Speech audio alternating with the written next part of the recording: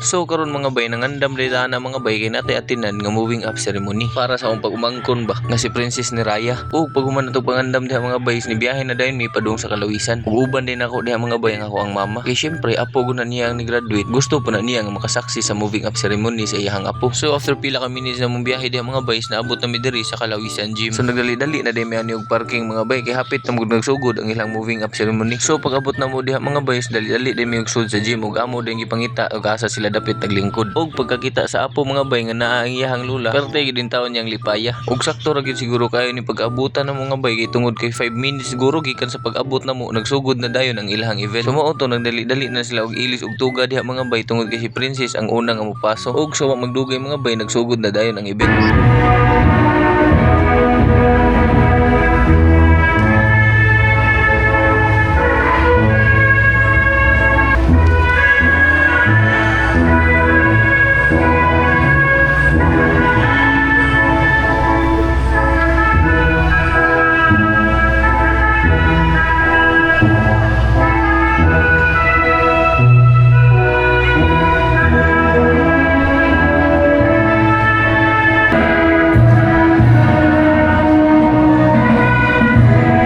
Og pag humanlaw og paso diha mga boys, ni paso na po na sila og balik para sa awardings.